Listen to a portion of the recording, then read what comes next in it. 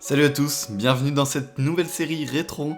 Les épisodes de Focus étant assez longs à concevoir, je vous propose une série additionnelle qui va surtout me permettre de vous fournir un contenu plus régulier. Le concept est très simple, reconstituer les événements historiques qui ont marqué l'histoire du foot, et pour se figer un espace-temps, je vous propose de nous focaliser sur une période d'un siècle et de consacrer un épisode à chaque décennie. Ainsi l'épisode 1 commencerait avec la décennie 1910, puis l'épisode 2 les années 1920, et tout cela jusqu'à nos jours, qui fera un total de 10 épisodes. Et enfin, l'objectif sera de proposer des épisodes de 4 à 5 minutes maximum, afin d'être le plus captivant possible. J'espère bien sûr que la série vous intéressera, et désormais plongeons dans l'histoire des années 1910 pour tenter de comprendre comment le foot a-t-il pu être un acteur de la Première Guerre mondiale.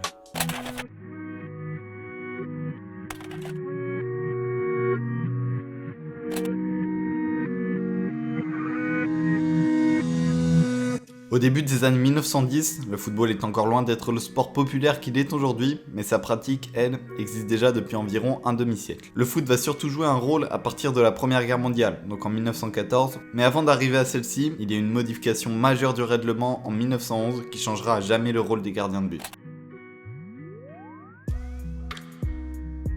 Le match entre Sir Larnac et Motherwell a fait scandale. À cette époque encore, le gardien avait l'autorisation de se saisir du ballon à la main partout sur le terrain. Les gardiens respectifs des deux équipes en ont alors profité pour inscrire chacun un but. Suite à cela, une modification majeure des lois du jeu aura lieu. Le gardien ne pourra plus faire usage de ses mains en dehors de sa surface de réparation.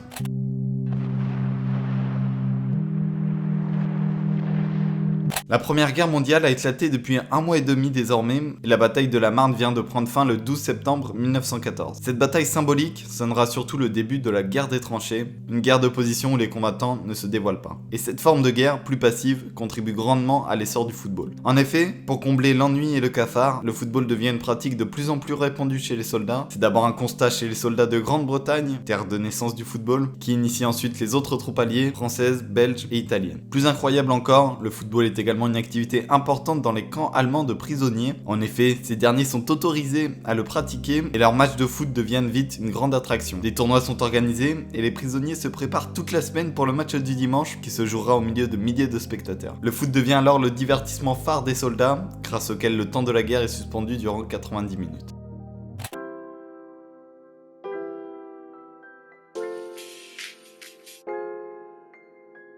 Alors cette date correspond plus à un symbole qu'à un réel événement ayant marqué le football. Le matin de Noël, les tirs ayant cessé, un combattant allemand lance un signe aux soldats britanniques. Un des soldats anglais sort alors de sa tranchée et ces derniers viennent se saluer dans le No Man's Land. Au final, une centaine d'hommes des deux camps suivirent pour finalement former un énorme rassemblement durant lequel on se serre la main, on échange des cigarettes, du chocolat ou du tabac. Ce cessez-le-feu sera suivi d'une incroyable partie de football sur le champ de combat entre Britanniques et Allemands. Un match symbolique à la fois de l'essor du football durant la guerre, mais aussi de la fraternisation de Noël 1914. Certains historiens contestent la véracité d'une telle rencontre, tandis que plusieurs documents font référence à cet épisode de la Grande Guerre. Impossible de savoir donc si cette histoire relève plus de la romance que de la réalité. Néanmoins, tous les documents retrouvés relatent le même score, 3-2 pour les Britanniques.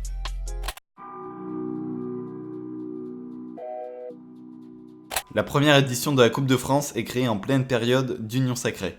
L'objectif est clair, renforcer l'unité du peuple français autour d'un symbole fort. Dans cette idée, la compétition se veut être ouverte à tous les clubs français, et au final 48 clubs s'inscrivent à cette première édition, issus en majorité de régions parisiennes, mais aussi de partout en France. Seuls les clubs du Nord manquent à l'appel en raison de l'occupation adverse, et pour ceux qui veulent savoir, c'est l'Olympique de Pantin qui remporta l'épreuve face au FC Lyon 3-0.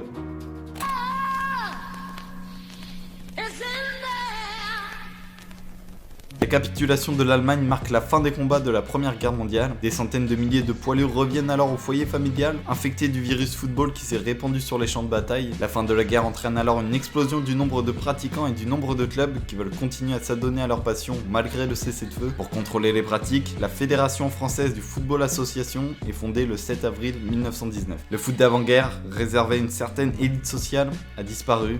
Il est désormais devenu le sport du peuple.